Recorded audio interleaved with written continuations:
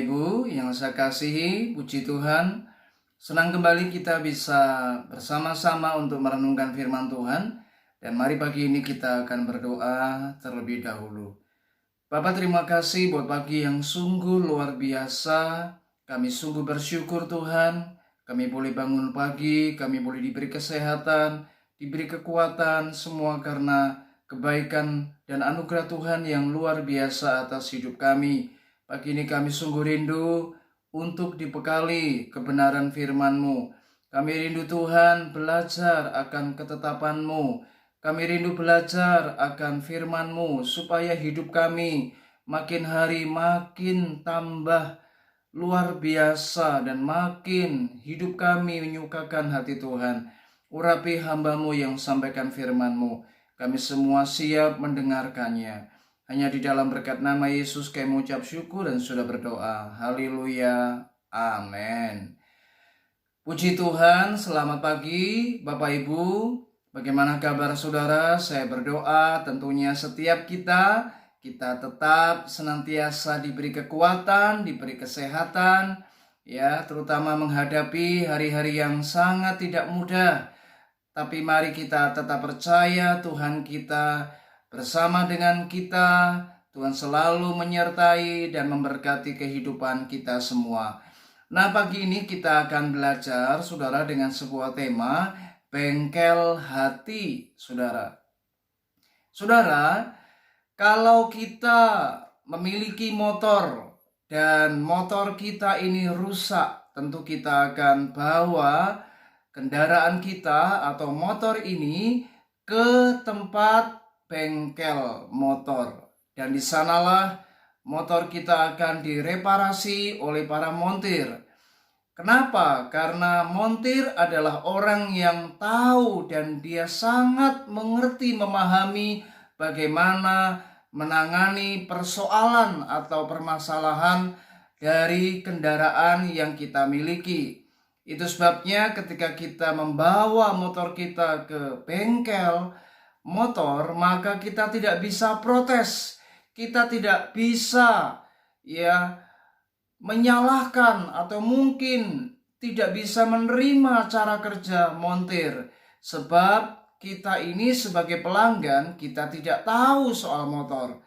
Kita yang penting membawa motor kita ke sana, dan yang penting motor kita sudah selesai dengan baik dan tidak terjadi persoalan.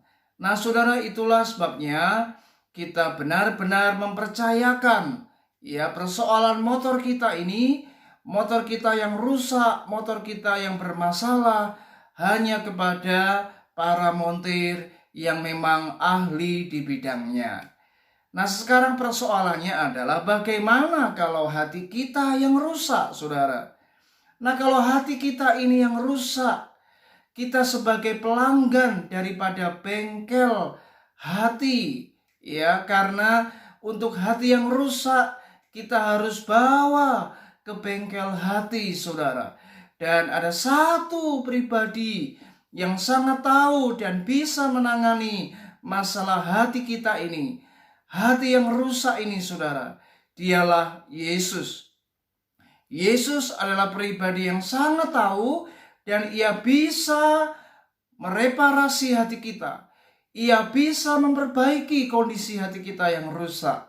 Nah, hati yang rusak ini disebabkan karena adanya amarah, mungkin iri hati, rasa kecewa, mungkin karena kita mengalami yang namanya kepahitan akibat perlakuan daripada orang-orang yang telah melukai kita. Sehingga saya kategorikan hati ini sudah mengalami luka. Hati ini sudah mengalami yang namanya persoalan. Dan itulah sebabnya ketika hati kita rusak, maka kita harus datang kepada Yesus. Sebab Dia yang tahu cara untuk menangani masalah hati kita. Nah, itu sebabnya kita tidak bisa protes dengan cara Tuhan. Kita tidak bisa protes dengan cara kerja Allah dalam menangani dan mendandani hati kita ini.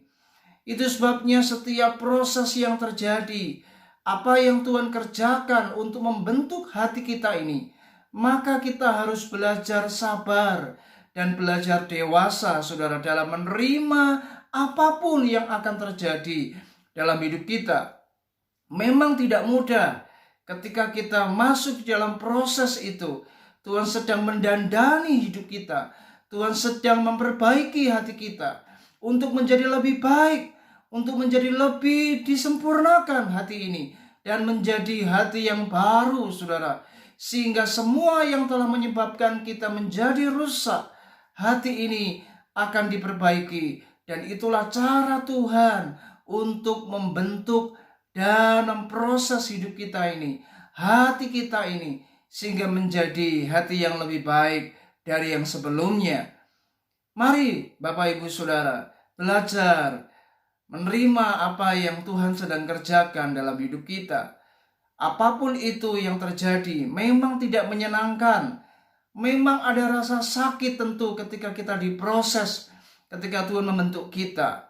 Ya, namun kita percaya Tuhan adalah pribadi yang sangat tahu untuk mendandani, dan Dia punya cara yang berbeda untuk menangani masalah hati kita ini. Nah, coba kita perhatikan di Roma pasal yang ke-9 ayat 21 sampai ayat yang ke-23. Apakah tukang periuk tidak mempunyai hak atas tanah liatnya untuk membuat dari gumpal yang sama suatu benda untuk dipakai guna tujuan yang mulia dan suatu benda lain untuk dipakai guna tujuan yang biasa?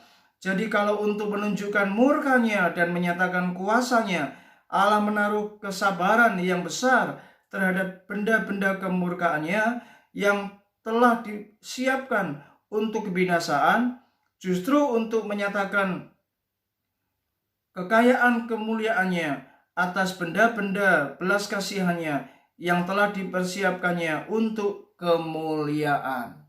Betapa luar biasa firman ini.